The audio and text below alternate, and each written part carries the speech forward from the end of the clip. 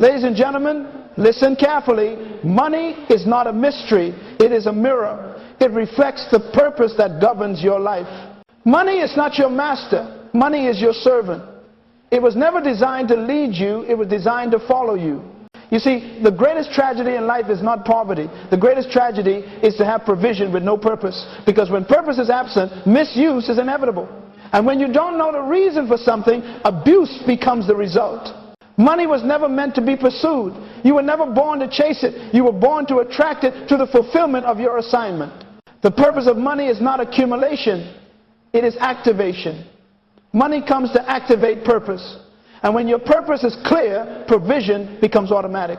Listen, money is a follower. It follows vision. It follows discipline. It follows clarity. If you ever find yourself chasing it, it's a sign you have not yet discovered your direction. Because when a man discovers his purpose, resources begin to locate him. Investors find him. Opportunities find him. Ideas come alive within him. Why? Because purpose is magnetic. You see, the problem is not that we don't have enough money. The problem is that we have lost our reason for it. We keep asking for more money, but God keeps asking why. He does not fund confusion. He only funds clarity. He will not sponsor entertainment. He sponsors assignment. That's why I say your prayer should not be, Lord, give me money. Your prayer should be, Lord, reveal my purpose. Because the moment purpose becomes clear, provision begins to flow. Money obeys purpose the way a river obeys gravity. It must flow in the direction of intention. When God created you, He placed inside of you a calling, a gift, an idea that solves a problem. That's where your wealth is hidden. You don't look for money, you look for problems to solve. And when you solve them through purpose, money will find you. Purpose is the law that commands provision. It commands favor. It commands opportunity. It commands relationships. That is why you must never measure wealth by what you possess. Measure it by how much of your purpose you've activated. So before we talk about riches, investments, or careers, we must settle this law. Money obeys purpose. It listens to vision. It serves clarity. When you begin to live by purpose, you stop asking for what you need and start attracting what you require.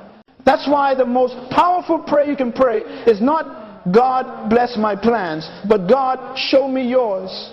Because divine purpose is already pre-funded. Heaven never assigns a vision without attaching provision. The supply is hidden in the strategy. So hear me today. If your finances are disorganized, don't start with your budget, start with your belief. If your money is out of order, it's a sign that your purpose is out of focus. But the good news is this: the moment you realign with purpose, everything connected to your destiny begins to obey. Even money must respond.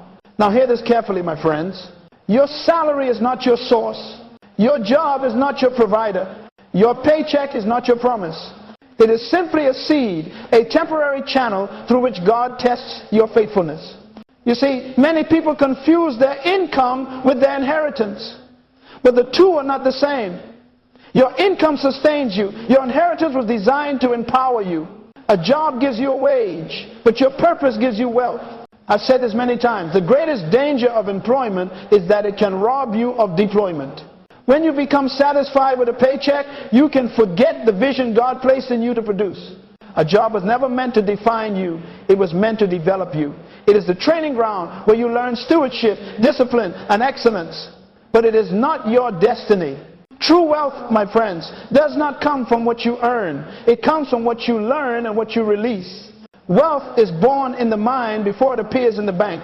It begins as an idea, a concept, a revelation, something that solves a problem in the world. That's why the wealthiest people are not those with the largest paychecks, but those with the clearest purpose. Let me put it this way. Money flows toward usefulness. The more problems you solve, the more value you create. And the more value you create, the more wealth you attract. Look at every great innovator, every business leader, every kingdom builder. They discovered something that made life better for others. That is the law of increase. Serve humanity through your gift, and wealth will serve you. Now I know some of you might say, but Dr. Munroe, I work hard every day, yet I never seem to get ahead. Let me tell you why. Because you are trading time for money instead of transforming ideas into value. Time is limited, but ideas are unlimited. That's why the Bible says, as a man thinks in his heart, so is he. It didn't say, as a man works in his office. Because your wealth is not in your labor, it's in your mindset. Let me give you a principle. You were not designed to live off a wage. You were designed to live off wisdom. When you start working your wisdom, your wage will no longer define your worth. You will begin to multiply what others merely spend. Money follows mastery. It follows management. It follows meaning. The salary may sustain your needs for a moment, but your seed, your ideas, your creativity, your discipline, that is what will sustain generations. Because every dollar that passes through your hands carries a question. Will you plant me or will you consume me? A seed can do what a salary never can. It multiplies beyond your effort. Your salary may pay your bills, but your seed builds your future. That's why you must stop living from paycheck to paycheck and start living from purpose to purpose. So I challenge you today, don't ask for a raise before you raise your vision. Because your vision determines your provision. Your source is not the company you work for. Your source is the Creator who gave you a purpose no company can contain. When you begin to understand this law, something shifts inside you. You stop complaining about what you don't have and start cultivating what you do. You stop depending on systems and start depending on principles. And when you live by principle, even in a famine, your seed will still produce. Because hear me, the source of wealth is not your employer, it's your purpose, your ideas, and your faithfulness to multiply what you've been given. Money is just the fruit. The seed is wisdom. And that's why we're about to talk about the tool that brings those two together, the purpose ledger. Now that you understand that your wealth begins with purpose and your salary is only a seed, let me introduce you to something that will revolutionize your relationship with money. I call it the purpose ledger. No, it's not an accounting book. It's not a budget sheet. It is a covenant between your vision and your wallet. It is where your faith meets your financial behavior. You see, most people manage money emotionally. They spend based on how they feel, not on what they're building. But purpose requires order. Purpose demands discipline. The purpose ledger is how you bring your spending, your earning, and your dreaming under divine management. Every great kingdom has a treasury. Every wise king knows where his gold goes. And you, my friend, are no different. You are a king or queen over your own domain. But if you cannot account for what flows through your hands, you cannot command what flows into them. The purpose ledger is simple. It has 3 columns, but it will change everything. The first column is called investment in purpose. This is where you record everything that pushes your vision forward. Books you read, skills you develop, tools you buy, people you support, causes you advance. When you invest in purpose, you are not spending, you are sowing. And every seed sown into purpose carries a promise of multiplication. The second column is called consumption for comfort. These are the things that sustain your life. Food, clothing, shelter, transportation. They are necessary, but they are not destiny. Never confuse survival with success. You are not born just to pay bills and die. When your ledger reveals that most of your money lives in this column, it means your vision has been neglected. And the third column, the most dangerous one, is called distraction and decay. This is where purpose goes to die. Every purchase made out of comparison, pride, or impulse lives here. This is the column of I just wanted it. I saw them have it. I couldn't resist. But remember this, what you feed will live, what you starve will die. If you keep feeding your distractions, your destiny will starve. The ledger doesn't lie. It tells you the truth about your priorities. It shows you whether your money serves your purpose or your pleasure. And until you can face that truth, you cannot change it. I tell people all the time, until you track it, you can't transform it. If you don't measure it, you can't manage it. That's why the purpose ledger is not about shame. It's about stewardship. It's not about guilt. It's about growth. Because what you measure, you begin to master. You see, every time you record a transaction, you are making a declaration. You are saying, this is what I value, this is what I serve, this is what I believe in. Your ledger reveals your faith more clearly than your words. That's why Jesus said, where your treasure is, there your heart will be also. Because your money always travels toward your affection.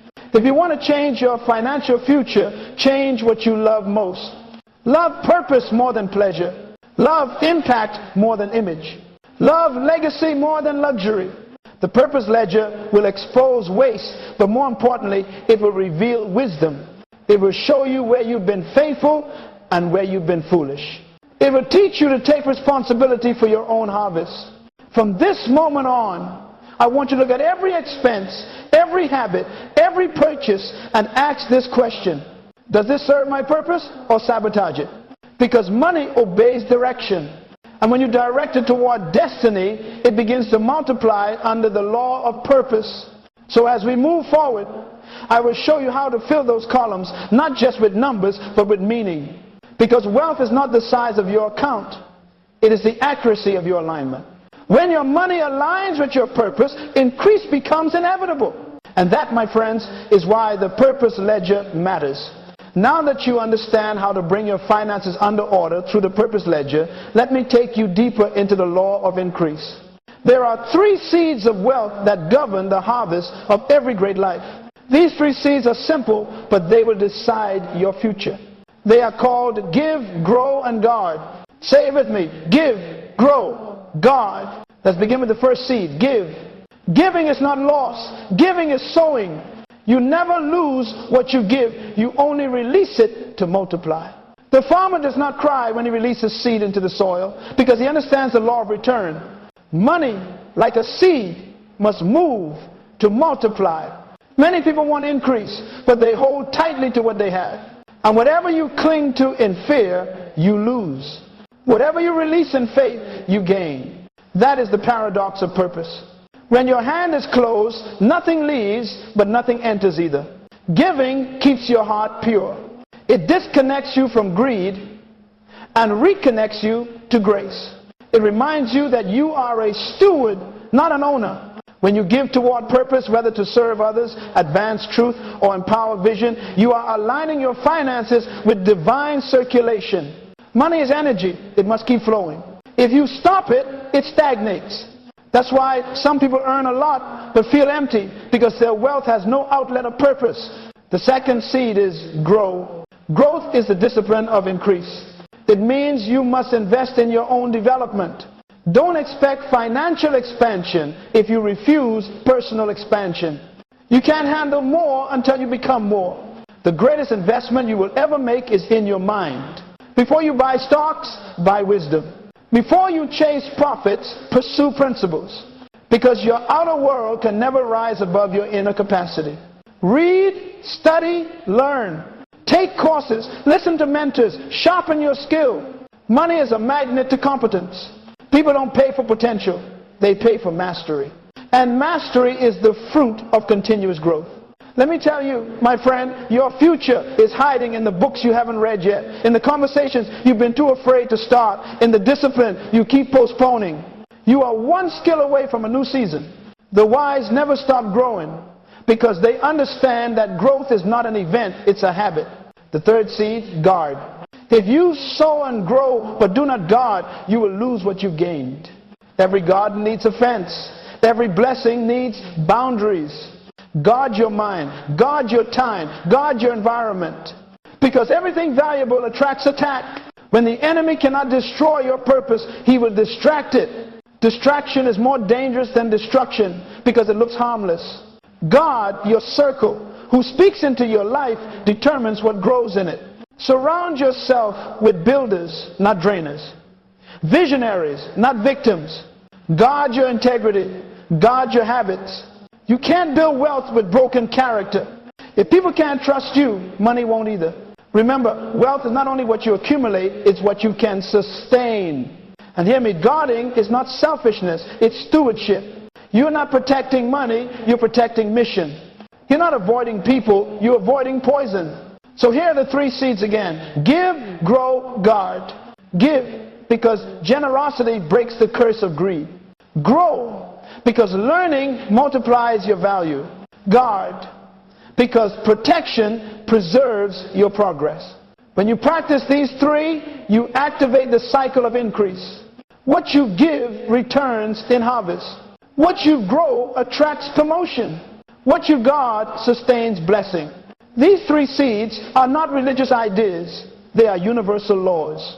Every successful person, knowingly or unknowingly, is living by them. But when you apply them with purpose, intentionally, consciously, faithfully, your life moves from survival to significance. Because hear me well, wealth is not luck, it's law. And the law of wealth says, whatever you give multiplies, whatever you grow expands, and whatever you guard endures. That is how purpose becomes prosperity. And that is how prosperity remains permanent. My friends, listen carefully now. You can plant, you can grow, you can guard, but if your mind is still programmed for poverty, your harvest will never last. Because before wealth shows up in your hand, it must first exist in your head. Scarcity is not a financial condition, it is a mental one. It is a virus of the soul that whispers, there is never enough. And if you believe that lie long enough, you will begin to hoard, to fear, to shrink, even when abundance is knocking at your door. You see, the mind operates like a computer. Whatever software you install becomes the program that runs your life. Many of us were raised with scarcity code. Money is evil. Rich people are selfish. I was not born for more. That code limits what God can download into you. You cannot receive $1 million vision with a poverty mindset. Let me say this plainly. You cannot live in abundance with a fear of increase. Fear will make you bury your talent. Fear will make you call safety wisdom when it is really unbelief. To break this scarcity software, you must first recognize it. Every time you say, I can't afford that, stop and ask, is it that I can't or that I haven't learned how yet? Every time you envy someone else's success, remember, envy is admiration poisoned by fear. Celebrate their harvest and you authorize your own. The second step is to reprogram it. Replace fear with faith. Replace doubt with discipline. Replace complaining with creation. Start speaking increase even before you see it. Your words are commands to your mind. Say out loud, there is more in me than I am using. I am not a victim of lack. I am a steward of abundance. Repeat it until your subconscious believes it. The third step is exposure. Change what you see, what you hear, and who you walk with. If everyone around you talks defeat, you will download defeat. Sit with visionaries until their faith infects you. Read stories of builders and givers. Watch the testimonies of those who rose from nothing and used purpose to create plenty. Because the mind cannot become what it has never seen. And finally, gratitude is the antivirus of scarcity. When you thank God for what you have, you prove you can be trusted with more. Gratitude turns what you have into enough, and what is enough into overflow. So today, make a decision to uninstall every limiting belief you ever learned about money, success, or yourself. Reboot your mind with purpose. Reset your thoughts to possibility. Because abundance is not coming from the outside in. It is waiting to be released from the inside out. Money does not create your mindset. Your mindset creates your money. The moment you believe that truth, the scarcity software crashes forever. My friends, listen closely now. Because after your mindset, your environment is the next gate to your destiny. You can't grow a mango tree in the Arctic. And you can't grow purpose in a toxic environment. The soil you plant in determines the fruit you produce. You see, many of us are praying for increase while living in the wrong climate. You cannot expect abundance while surrounding yourself with negativity, doubt, and distraction. Your environment is a silent teacher. It shapes your habits without asking permission. The moment you decide to live by purpose, you must also decide where that purpose will live. Because every environment either feeds your faith or starves it. It either strengthens your discipline or drains it. It either multiplies your vision or murders it slowly through mediocrity. So let me teach you a principle. Change is not complete until your environment supports it. If you want to rise, you must rearrange your surroundings. You cannot build a palace thinking while still living in the noise of the marketplace. Purpose requires peace. Vision requires order. That's why God never places greatness in clutter. He creates space first. Now, let's talk about people, your associations. Every person in your life is either a multiplier or a diminisher. They are either adding faith or adding fear. They either build your confidence or break your focus. Show me your circle, and I will show you your ceiling. If you keep walking with those who complain, you will become fluent in complaint. If you keep walking with those who dream small, your faith will begin to shrink to fit their comfort. But when you walk with visionaries, those who believe, who build, who speak life, you will begin to think and talk like them. Remember this: atmosphere determines attitude, and attitude determines altitude. That's why some of you feel heavy, not because you are weak, but because you are surrounded by weight. The company you keep is either your lift or your limitation. So do an inventory today. Your purpose ledger doesn't stop with money. It also includes people. Ask yourself, who speaks to my potential? Who feeds my faith? Who corrects me with love and truth?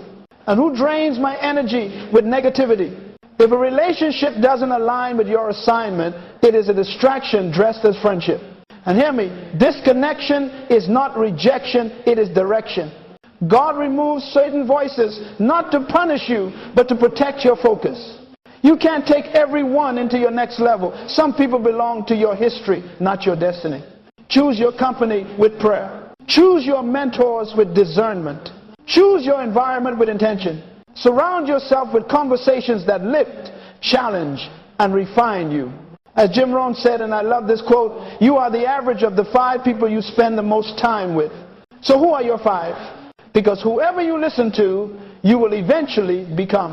And whoever walks with you determines what grows within you. Your purpose cannot survive in polluted air. Breathe in belief. Breathe in clarity. Breathe in excellence. Because your environment is the incubator of your future. When you align your surroundings with your vision, your progress becomes natural. Discipline feels easier. Focus becomes joy. And your entire life begins to vibrate at the frequency of your calling. So remember this: if you want to change your harvest, change your habitat. When your environment rises to match your purpose, even heaven begins to cooperate. Now that your environment is aligned with your vision, let's move to the next dimension of mastery, speaking wealth with authority.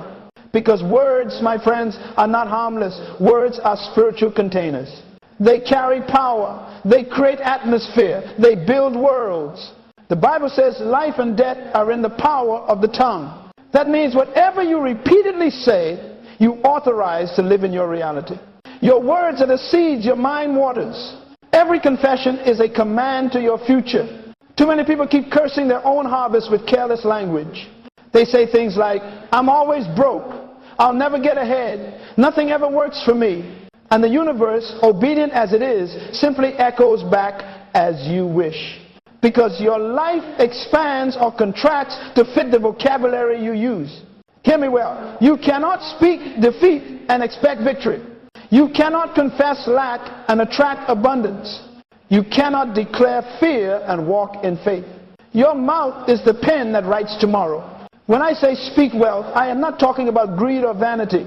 I am talking about alignment. You must speak words that agree with your assignment. You must declare what heaven has already spoken about you. Because until your mouth agrees with your mission, your life cannot move in its direction. So begin today to re-educate your language. Stop describing your life by where you are. Start declaring it by where you are going. When you wake up in the morning, don't say I'm tired. Say I'm ready. Don't say this is too hard. Say I'm equipped for this. Don't say I'm broke. Say I am in a season of preparation for overflow. You see, your words determine your worth in your own mind. Let me give you a law. Your life moves in the direction of your most dominant confession. If you keep speaking small, you will live small. If you keep speaking fear, you will attract failure. But when you begin to speak with the authority of purpose, I am a steward of abundance. I am the lender, not the borrower. I am blessed to be a blessing. Then your spirit begins to rise to meet your speech. And do you know why this is so powerful? Because faith comes by hearing, especially when you hear yourself. Every time you speak truth aloud, you are reprogramming your subconscious. You are reteaching your soul how to believe. Over time, your words will reshape your emotions, your habits, and your expectations. So speak with intention. Speak with clarity. Speak with conviction. Let your language become a tool of leadership over your life. And remember, kings do not beg, kings decree. When you know who you are, you stop asking and start declaring. That's why every day you must open your mouth and command your morning. Say, today I will prosper in purpose. Today resources will locate me. Today my work will bring value, and my value will attract reward. And when you say it with faith, the atmosphere begins to organize itself around your words. Never underestimate this truth. Money doesn't respond to noise, it responds to authority. And authority is exercised through words. So guard your mouth like a vault. Only release what you want multiplied. Because what you speak consistently, you eventually experience completely. That is why I say to you today, speak what you want, not what you fear. Your voice is the steering wheel of your destiny. Direct it wisely. Now that you understand how to think, speak, and live with authority, it's time to act. Because knowledge without application is deception. It makes you feel changed, while nothing actually changes. So today, I am giving you an assignment. The 30-day Purpose Ledger Challenge. For the next 30 days, I want you to partner with purpose intentionally, deliberately, and consistently. Not emotionally, not someday, but now. Because transformation doesn't come from hearing truth, it comes from practicing truth. The Purpose Ledger, my friend, is your training ground for stewardship. It will reveal your priorities and reform your habits. It will teach you discipline, awareness, and gratitude. If you will commit for just 30 days, I promise you, your mindset, your spending, and your peace will not be the same. Here's how it works. Step 1, record everything. For 30 days, write down every cent that enters and leaves your hands. You can't manage what you hide from yourself. Each transaction must find its place either in purpose, comfort, or distraction. Do not skip a single one. Because honesty is the first step to healing. The ledger is not for guilt, it's for growth. It's your mirror of stewardship. Step 2, daily reflection. At the end of each day, open your ledger and ask one question. Did my choices today serve my vision? Not was I busy. Busyness is not productivity. Not did I make money. Money without meaning is still poverty. Ask, did today's actions move me closer to my assignment or further away from it? Write your answer. Be honest. Truth is painful at first, but powerful in the end. Step 3, weekly adjustment. At the end of each week, review your ledger and look for patterns. Where did your money go? Where did your energy go? Where did your peace go? If too much of your life lives in the comfort column, shift some of it into purpose. Take 10% from convenience and invest it in your calling, in learning, creating, giving, or building something that outlives you. Because your comfort is not your crown. Your purpose is. Step 4, speak over your ledger. Every few days, open that book and speak life into it. So this ledger represents discipline. Say, I am mastering my money. It is no longer mastering me. Say, every dollar here will serve destiny. When you speak, you reinforce your authority. The ledger becomes not just a record, but a reminder that your life is under leadership, not luck. Step 5, gratitude and expectation. Each day, before you close your ledger, thank God for provision, even if it seems small. Gratitude multiplies resources because it multiplies awareness. Then set your expectation for tomorrow. Faith without expectation is frustration. Write down one declaration each night. Tomorrow I will manage with wisdom. Tomorrow I will attract opportunity. Tomorrow I will serve purpose. And after 30 days, you will see something extraordinary. You will not only have more clarity, you will have more peace. You will not only know where your money went, you will know where your heart belongs. Because the purpose ledger is not just about wealth management, it is about life management. The purpose of this challenge is not to make you rich, it is to make you ready. Ready for abundance, ready for promotion, ready for legacy. Because God will never trust you with more until you prove faithful with less. He does not bless emotion, He blesses order. And this ledger is your proof of order. So I invite you, I challenge you, start tonight. Find a notebook, open a page, and title it, My Purpose Ledger. Write today's date. Write one statement at the top. From this day forward, my money will serve my mission. Keep that book where you can see it every morning. Because your ledger is not paper, it's a covenant. And if you will honor that covenant for 30 days, you will begin to feel what it means to live not from paycheck to paycheck, but from purpose to purpose. Because prosperity is not about having more, it's about becoming more. And this is how you begin. Now that you have embraced the discipline of the purpose ledger, I must remind you of a greater truth. Prosperity is not merely financial, it is spiritual. Money is only one expression of abundance. True prosperity begins in the soul. You see, my friend, many people want success in their hands, but not in their hearts. They want increase, but not integrity. They want blessing, but not balance. And that is why what they gain, they cannot keep, because wealth without wisdom always self-destructs. Prosperity is not a miracle you pray for. It is a law you live by. And every law of increase begins with stewardship. God will never give you what you mismanage. If you cannot manage time, He will not trust you with territory. If you cannot manage your emotions, He will not trust you with influence. And if you cannot manage resources, He will not trust you with riches. That's why Jesus said, he who is faithful in little will be faithful in much. Faithfulness is the currency of promotion. Your next level is never waiting for money, it's waiting for maturity. Let me tell you something eternal. God does not send money from heaven. He sends ideas. He sends instruction. He sends relationships. He sends strategy. And when you obey those instructions, provision appears. That is the spiritual order of prosperity. Obedience precedes overflow. The world measures wealth by accumulation. The kingdom measures it by assignment. In the world, wealth is about what you possess. In the kingdom, wealth is about what you produce. And if your wealth does not serve purpose, heaven calls it waste.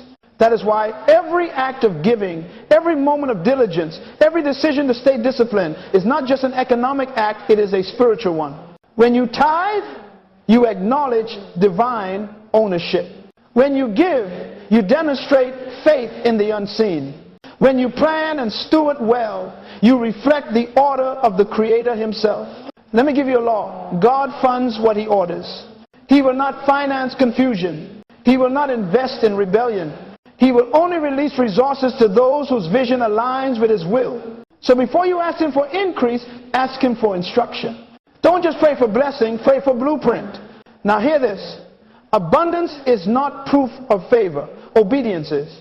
Some people mistake accumulation for approval. But there are men who are rich in finance and poor in fulfillment. They have money but no meaning, income but no influence, luxury but no legacy.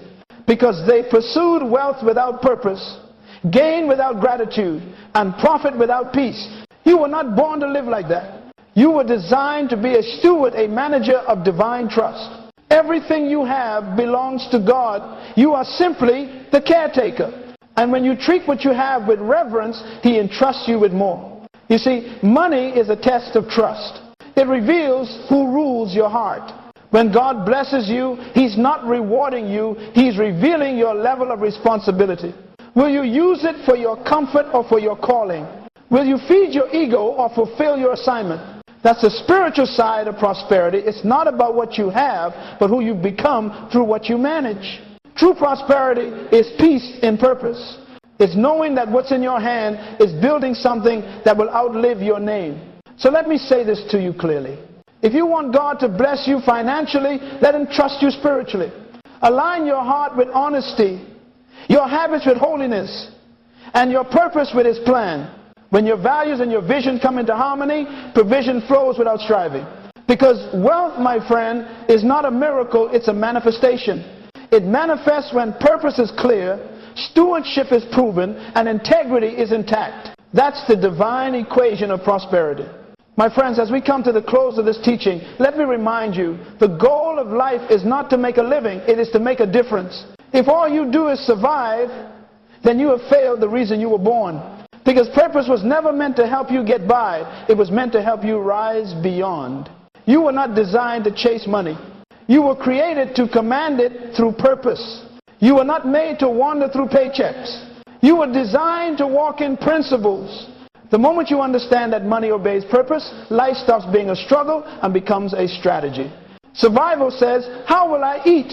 Significance asks, whom will I feed? Survival worries about rent. Significance builds homes.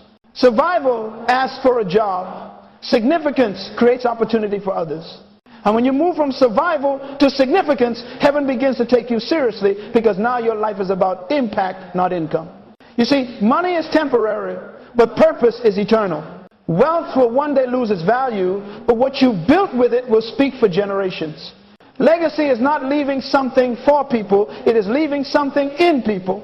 And that is what true prosperity is all about. I tell you today, stop living small. Stop measuring success by possessions, titles, or applause. Measure it by how many lives breathe easier because you existed. Measure it by how faithfully you managed what you were given. Measure it by how obediently you followed your purpose. Let me summarize what we have learned together. Money obeys purpose. The salary is not the source, the seed is. The purpose ledger brings order to your finances. The 3 C's of wealth: give, grow, and guard. Secure your increase. You must break the scarcity software that limits your mind. Align your environment and associations with your destiny. Speak wealth with authority. Live the 30-day purpose ledger challenge until discipline becomes delight.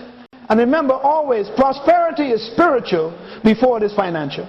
When you apply these laws, you stop begging for blessings and start building them. You stop praying for miracles and start becoming one. Because the greatest miracle of all is a transformed mind.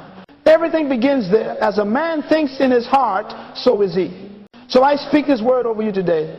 May your mind be disciplined. May your words be seasoned with purpose. May your environment support your greatness. May your resources align with your vision. And may your life become proof that when a person finds their purpose, provision cannot resist them. I declare over you that this year will not be a year of survival, but of significance. You will not chase money. Money will chase your mission. You will not pursue comfort. You will pursue calling. And as you do, everything necessary for your destiny will appear not by chance, but by covenant. So go now and start your purpose ledger.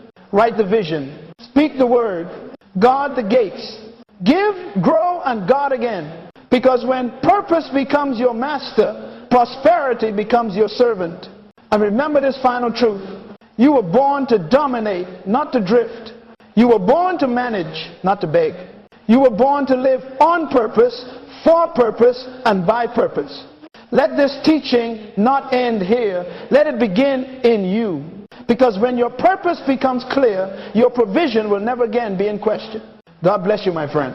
Go and prosper, not by chasing wealth, but by walking in wisdom. For the power to change your life, your family, and your future begins in your mind, is governed by your words, and is fulfilled through your purpose.